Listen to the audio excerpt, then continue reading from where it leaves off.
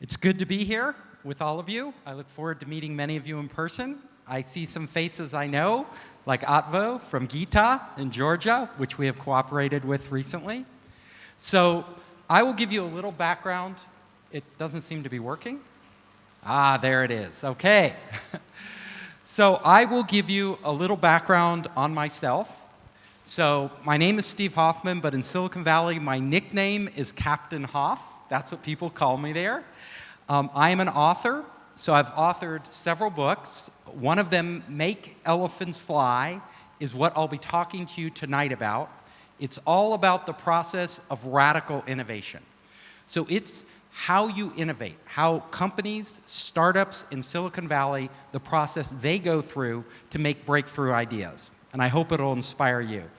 My other book, recently published, Surviving a Startup, is all about how entrepreneurs can raise capital and scale their businesses.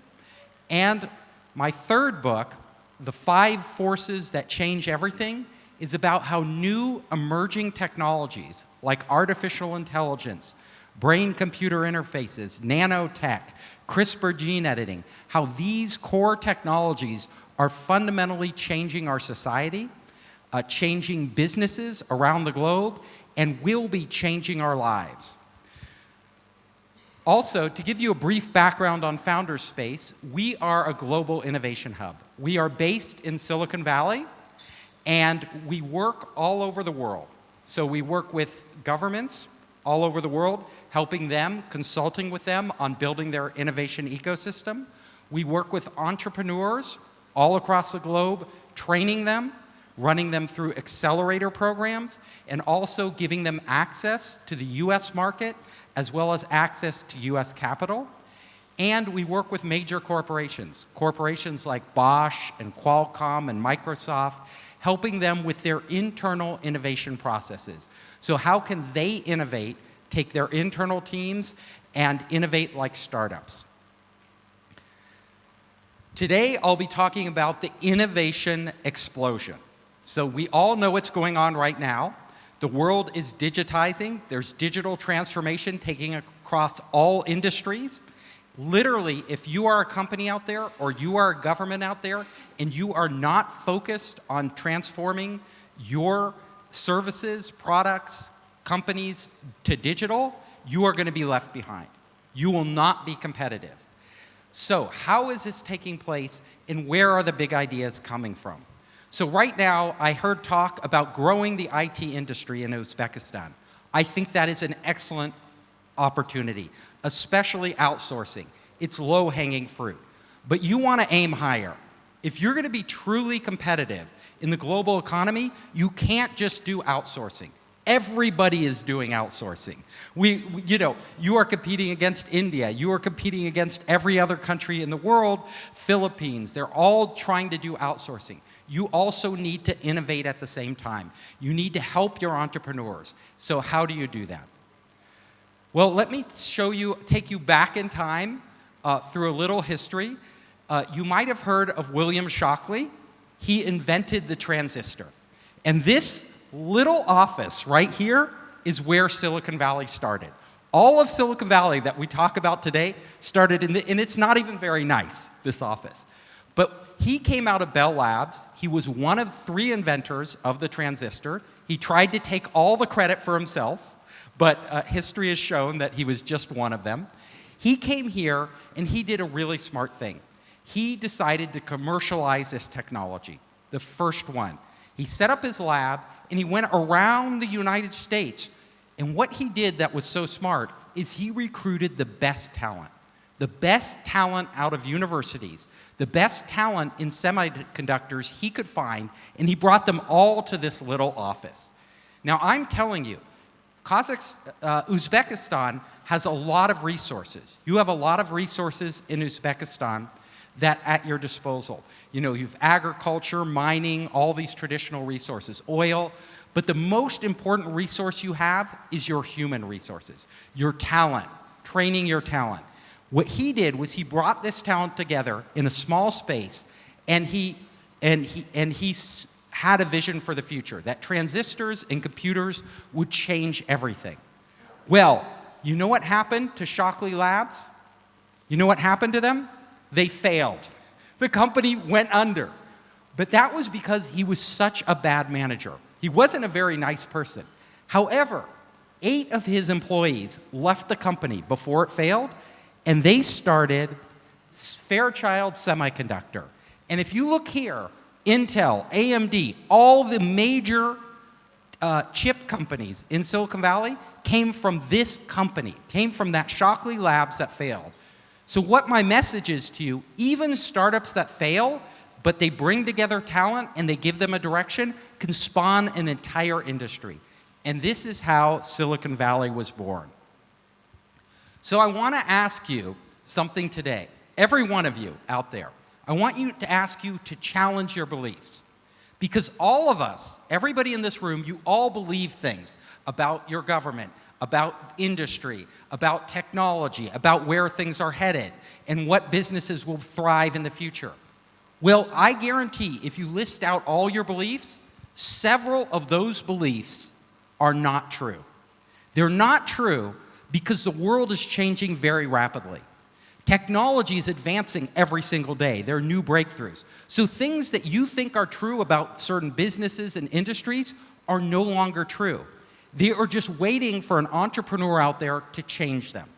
So entrepreneurs are ones who discover there's an opportunity here. Everybody's doing it this way, but I could use technology and do it a different way and flip the industry on its head. And that's what we've seen happen over and over and over with these world-changing companies like Amazon and Google and Microsoft. Now, in Silicon Valley, we love to tell you to think big. Like, that's our thing. Think bigger. Everybody's like, do a moonshot. Go for the moon. This is very important. And when I work with startups, especially in emerging countries, emerging economies, these startups often think too small. They think locally, like what will work locally. Or they think, what do I have resources and talent to do? They don't reach out and say, what could I do if I had the resources? Really important. At the same time, innovation doesn't always start with a big idea. Most of the great companies that you see in Silicon Valley today that are huge actually started with very small ideas. Very small. So let me give you a few examples. There was a startup in the early days of the internet in Silicon Valley that wanted to start a video dating site. That was their vision, a video dating site. And they launched their video dating site. And you know what happened? This company was failing because nobody wanted to date on video. And it was in the early days of the internet. The video was very bad. Nobody cared. Well, when they were at this company, they didn't know what to do. They were failing. They threw a party with their friends, and they shot video at the party. Now, they wanted to share this video file with all their friends. But there was no easy way to do it at this time in the internet. Then they realized, oh, we could upload this video to our video dating site and just share the link. Just share the link. And you know what happened? Do you know what company this was? This is YouTube. They literally shared their video. All their friends were like, oh my God, it's so easy to share a video. Let us do this. And then they got this new idea. Forget the video dating site, let's launch a video sharing site, which then became a destination for all the content, which then became the largest broadcast network in the world for the internet. They didn't have that big idea at the beginning. They had a totally different idea. There's another startup out there, and they wanted to be a nonprofit. They believed, oh, we won't make any money, but what they wanted to do was help academics, professors, find research papers online. Do you know what this startup is? They're not a nonprofit anymore. They're one of the most profitable companies in the history of the world. Google. The founders of Google literally thought they were doing a nonprofit, but they turned into Google. This happens over and over and over again. There was a company that launched a game, and their game was failing. So they made this game, It was failing. They didn't know what to do. They looked around, and the CEO said, I have to find something to do. I raised all this venture capital, and now my company is failing. Well, his engineers had used instant messaging internally. They had hacked an instant messenger to communicate and collaborate together. Who knows what this company is? Slack. Exactly. Company after company, it's not their initial idea or a big idea. It's something they discover in the process. This is true innovation. But you have to have the people with the mindset that we could do more to take advantage of this. So they have to have the right mindset when they stumble across these opportunities. Now, another thing is not just starting small with small ideas, but starting with small teams. We have learned in Silicon Valley that the most innovative period in any company's history is when they're just a few people, when they are just beginning. And that's because small teams are very nimble. Small teams don't have bureaucracy. Small teams can change their idea over and over very fast. Now, Jeff Bezos, the founder of Amazon, has a rule. And his rule is the 2-pizza rule. He says, with his teams, if they are so large that you need more than 2 pizzas to feed them, then they won't be innovative. Like, you need teams of like 10 or less people to actually really innovate. So even if you're a big organization, if you're a big governmental organization, if you're a big corporation, you need to break it up into small teams and give them the freedom to experiment. Small scope. Really innovative companies out there, they don't try to do everything at once. They are very good on focusing on just what the core value they're offering. So great innovators try to figure out what is the one small thing I can do that delivers a big value. And they focus on that and forget everything else. Because all the great companies out there start with little ideas.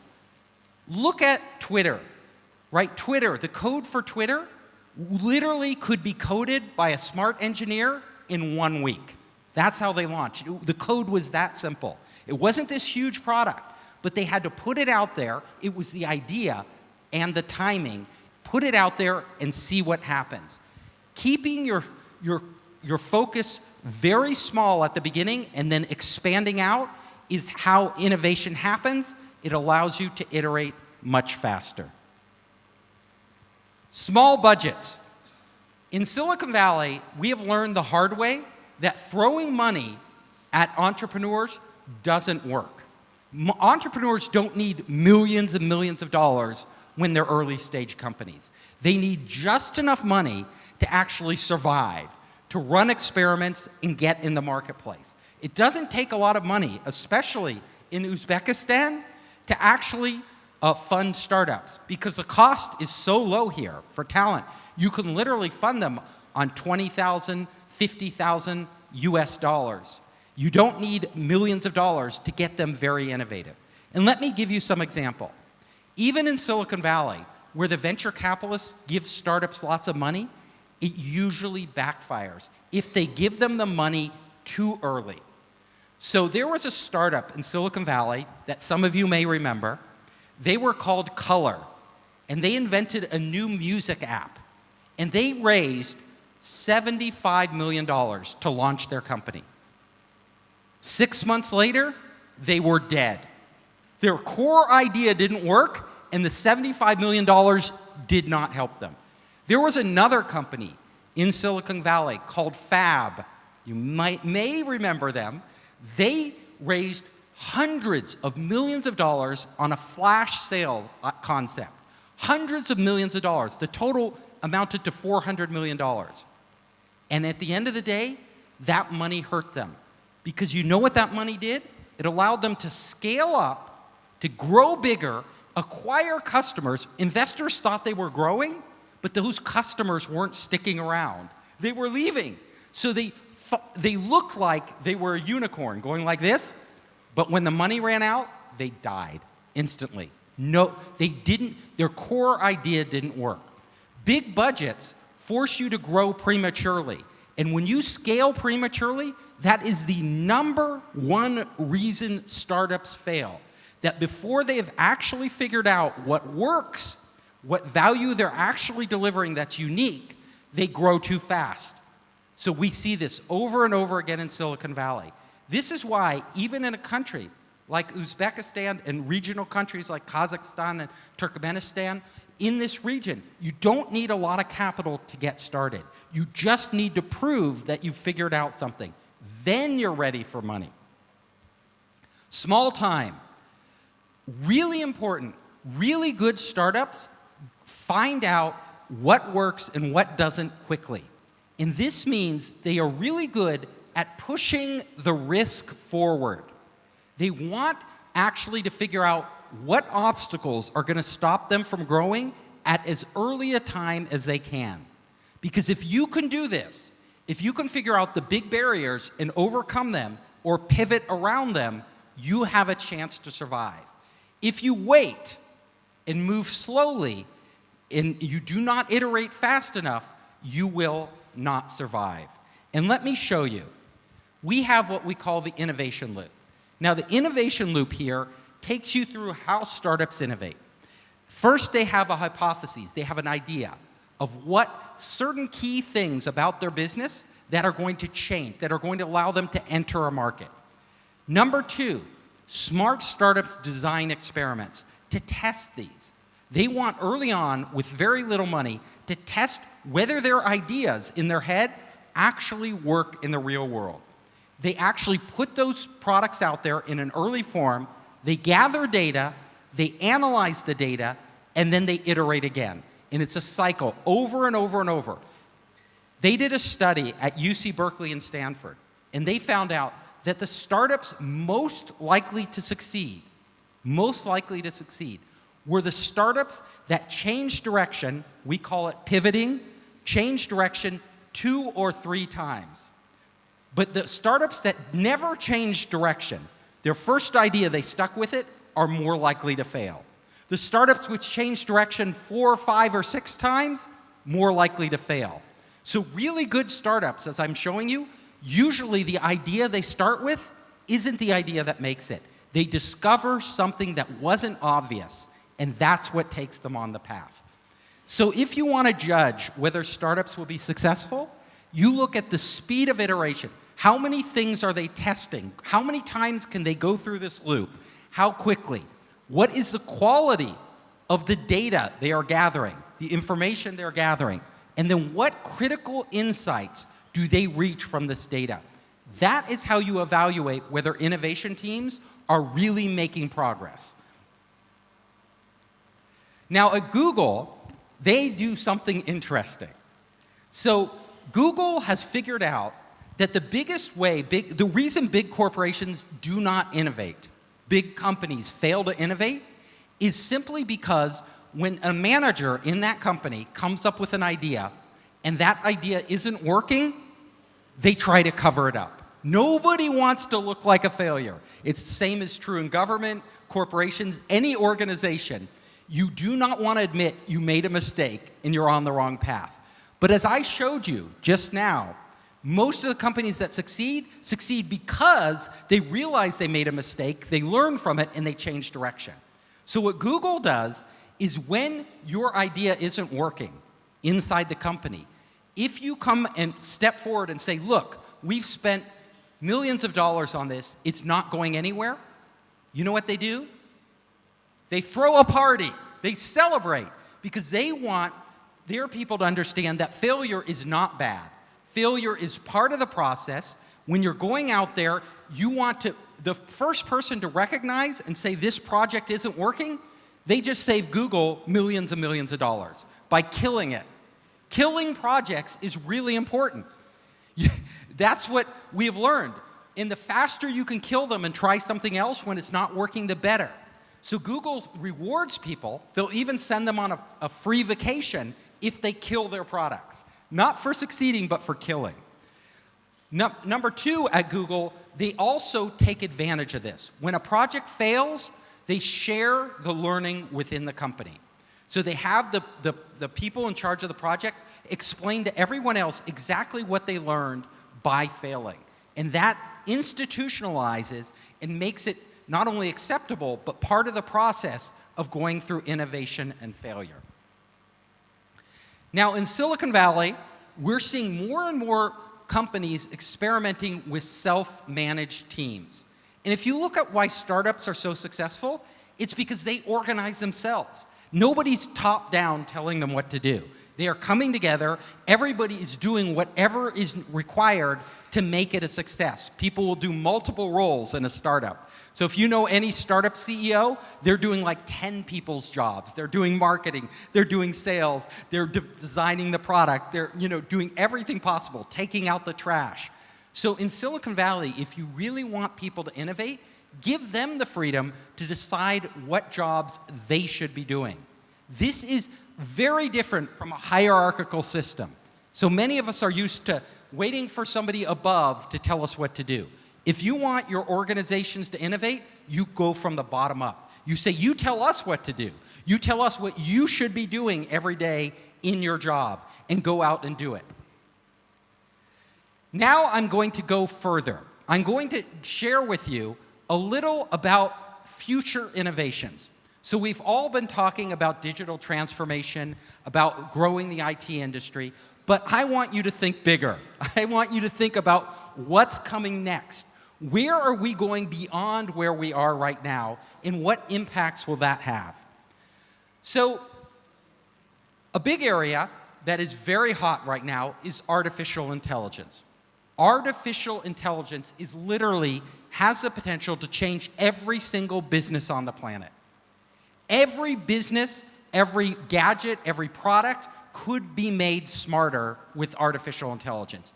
And that is what we're seeing. Now, where is this headed? One of the really powerful things about artificial intelligence is that it can use big data, the data we're gathering, to actually predict actions in the future.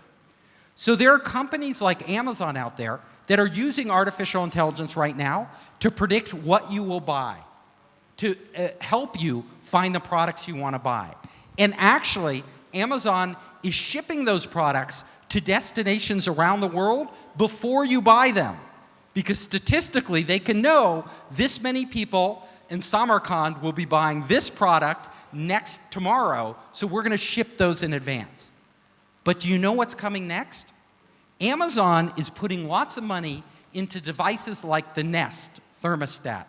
They are putting IoT devices in the home. The Ring doorbell they acquired.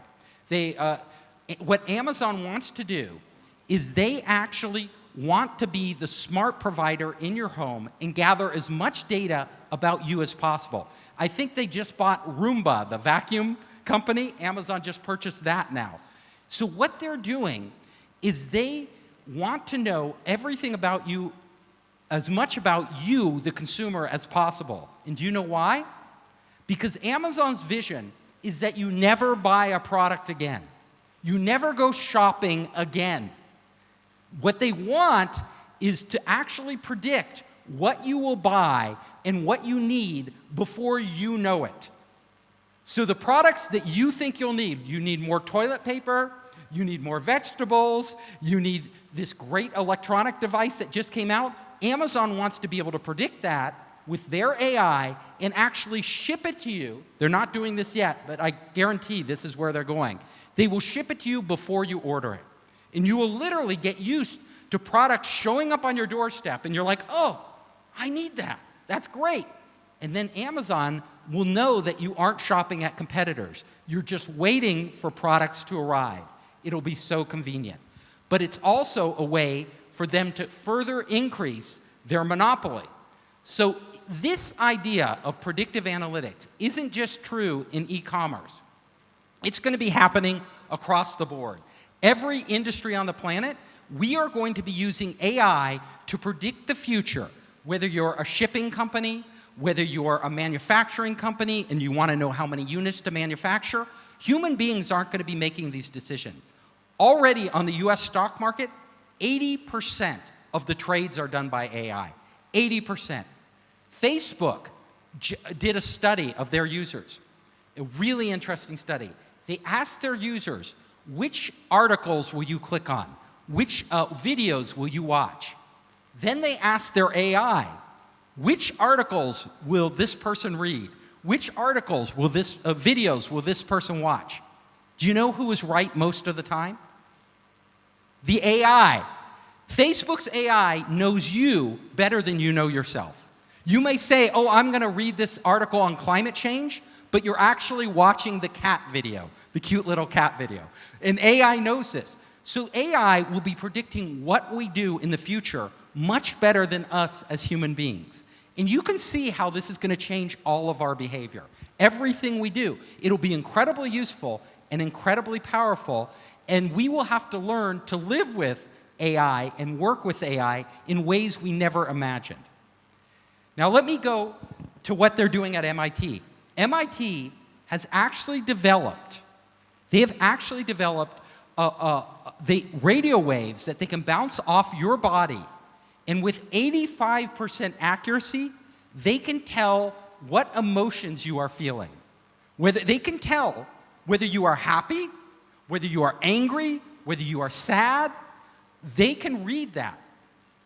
Now, they're doing this with AI, and they actually, this will become very valuable technology, because this technology will be used in the machines of the future, in our devices in our home, whether it's our vacuum, whether it's our thermostat, whether we go to a store and interact with a robot there. Across the world now, shopping centers are doing automated checkouts. We will expect that those devices become more and more human-like. That when we talk to them, it's like talking to a human. And what we do very well when we converse is we read one another's emotions. And that's how we know if somebody's impatient to speed up, or if somebody's upset to react in a certain way. Well, the machines of the future are going to be using this AI. There's another company out there right now that has developed AI that literally, from the movements of your eyes, from how your eyes move and how you blink your eyes, it can tell what type of personality you have. Whether you're a neurotic personality, whether you're a calm personality, whether you're an analytic personality, just from how you move your eyes. It's big data. Don't ask me how they actually do that, but it's pattern matching, right? People with certain personalities move their eyes in certain ways, and they do that pattern matching with a very high accuracy. So our machines will begin to understand us much better than we can even understand each other very quickly.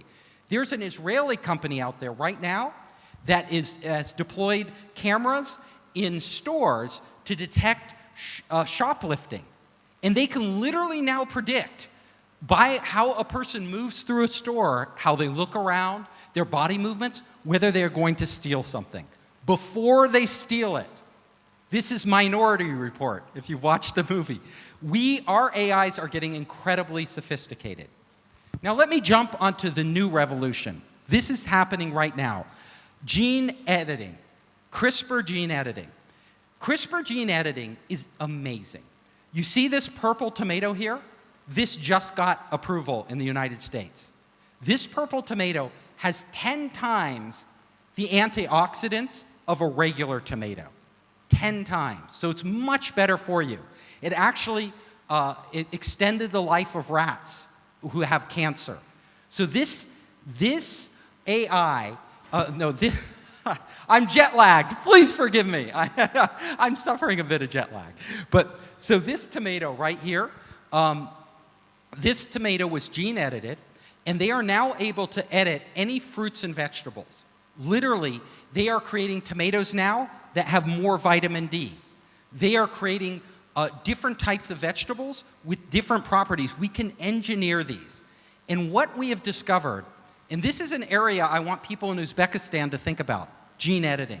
Because it's not just software. This is the software of life on Earth. Our genetic code, we have figured out our genetic code now, right? So we can now engineer not just fruits and vegetables, we can actually engineer fish and livestock. Did you know that Aqua Bounty, a startup, just is now selling salmon gene-edited salmon in the United States and Canada, this salmon grows twice as fast. What does that mean for fish farms? Twice the profits. They could grow twice as much in the same amount of time.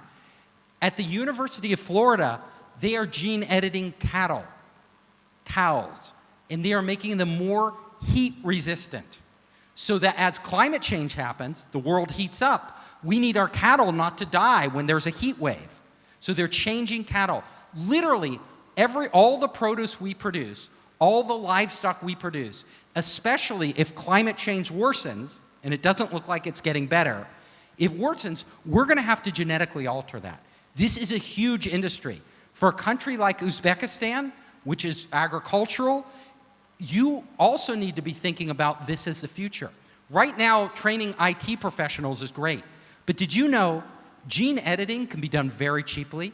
It's not expensive. You can buy a gene editing kit, a kit to edit genes, for a couple $100s. You can do gene editing. There are people doing it in their garage, in their home. All you need is the knowledge. It's the brain power you need. And then the laboratories to actually mass produce it, that costs more money. But you can start right now because literally genes are the source code to life. We have figured out the source code to all of life on this planet, and now we can start reinventing that. There is an opportunity here that is enormous, that is literally going to sweep the world. And I want to see countries, not just the United States and bigger countries in Europe, but all countries should be participating in this. Another area, UC Davis, University of California, Davis, is my hometown. I grew up there. Now, UC Davis created this chimera. Do you know what this is? This animal here is a geep. A geep. Have you ever heard of a geep? Anybody? Do you own a geep? Well, you may in the future. A geep is a half goat, half sheep. They literally gene-edited the genes from a goat into a sheep and implanted that embryo in the womb of a sheep to give birth to a geep. We can create new species of animals that never existed before. It's absolutely mind-blowing. And we will be doing this. This is just the beginning. Brain chips. Elon Musk has talked a lot about this. So we now have the ability to put literally chips into people's brains. What do these chips do? Well, this woman in the picture here, she is completely paralyzed. She cannot move her body at all. But with this chip in her head, this brain chip in her head, she can control a robotic arm and feed herself. With this chip in her head, she can actually control an iPad and actually communicate. She can send text messages directly from her brain to her friends over the internet. That is amazing. Now, does anybody here want to get a chip in their brain? There's one person, one brave soul. Well, let me tell you, this technology is still experimental. But at a certain point, we are going to have devices that you don't require a chip in your brain. Non-invasive devices, like a little headband that you can wear. And these devices are already for sale. You can buy them on Amazon, but they are very crude. They only allow you to do very simple things, like turn off and on a light, like control a drone, make it go up and down. Very simple things. However, in the future, in our lifetime, I guarantee you, in our lifetime, we are going to have devices that can read our thoughts and communicate directly to the internet. This will happen. And these devices, once this happens, everything is going to change. Because literally, we all rely right now on this device, right? We have to tap. It's very slow, but we're stuck on it, right? In the future, with a non-invasive brain-computer interface, you don't need a phone. Instead of iOS and Android, somebody is going to develop the brain operating system using AI and actually be able to read your brain waves and allow you to communicate to and from the internet. And at that point, Microsoft, Google, you name it, all these companies, Apple, if they aren't the ones to invent that, some other company is going to replace them. So there is always a new opportunity for entrepreneurs. And I want your entrepreneurs here in Eurasia to be thinking as big as this. Because these changes, when they happen, they can happen anywhere. And all it takes is one company to actually spawn a whole new industry, as I showed you with semiconductors. At the University of Reading in the UK, they have gone even further. They have actually grown brain cells. Did you know you can grow human brain cells from stem cells? And they grew these brain cells in a dish, and they actually grew it to the size of a rat brain. So these are human brain cells that they grew to the size of a rat brain, and they implanted it in this little robot. And did you know that this little robot, using that human brain with its sensors, could actually navigate its way around objects in a room? This is revolutionary, because right now, we can grow human brain cells, and we can grow them larger and larger and larger. And we could combine these brain cells with sensors. And these brain cells, they've actually done experiments in the lab, and the brain waves that are generated by these cells, these clusters of cells that we are growing, are identical to human brain waves. In other words, these brains that we are growing in dishes right now are potentially conscious. So there may be a point, and I'm really pushing the limits now, but there may be a point, and they're working on this now in the lab, where we can literally grow brains, and a brain is just a black box. Your brain knows nothing when you are born. It only knows stuff because you have eyes and ears, a sense of touch, and you can start to get data and process that data. Well, through computers, we could literally grow a brain, attach sensors to it, and that brain could then start to understand the world around it. What does that mean for our future? Now, there are a lot of ethical issues that we need to think about with all of these technologies. All of these technologies require deep thought and lots of discussion, and I write on that in my books about those ethical issues. I won't go into that now, but I want to tell you, this is the direction science is moving. And these are the products that will change our future. I want to wrap up my talk on evolutionary robots and AI. So right now, they are developing in different laboratories around the world, this one is at Amsterdam University, robots that actually learn the way we learn. They go out into the world, interact with the world, and then they evolve.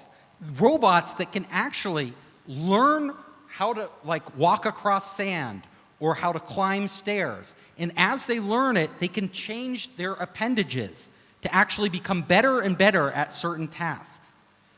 Well, these robots will self-evolve over time. They will actually be changing their own algorithms and simulating different scenarios and gathering data and growing smarter and smarter. Now, the interesting thing is that with AI and robots, when a robot learns something, it can take that knowledge and instantly transfer it to another robot. Instantly. A human being, how long does it take to educate us?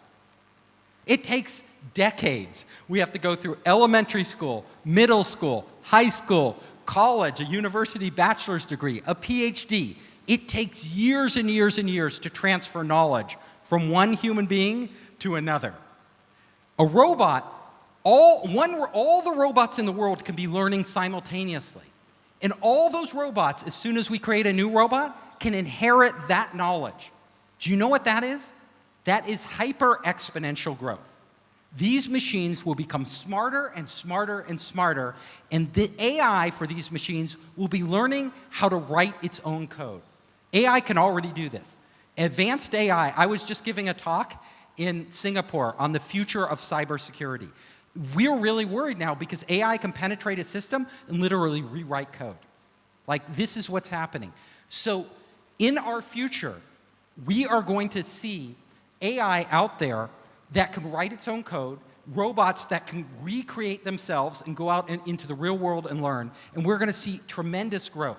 The question is, which nations of this world are going to be developing this technology? The nations that lead the way in developing this technology will determine our future. So I want to encourage all of you here in Eurasia, Uzbekistan, Kazakhstan, Georgia, I want your entrepreneurs to think as big as entrepreneurs in Silicon Valley. because this is the change that's coming, and all of us should be a part of it. So thank you very much. I will leave you on the note that there are no limits. The only limits to anybody in Kazakhstan or Uzbekistan or Georgia or Turkmenistan, any of these countries, the only limits you have are the limits you place on yourself. Because all of us have access to the internet, the same internet. All of us have access to all the information in the world. If we're smart, we can act on it. And if any of you want to reach me for any reason, just go to Founderspace. That's my company, Founderspace. You can contact me at steve@founderspace.com, or I'm on LinkedIn. You can get me on LinkedIn. Thank you so much.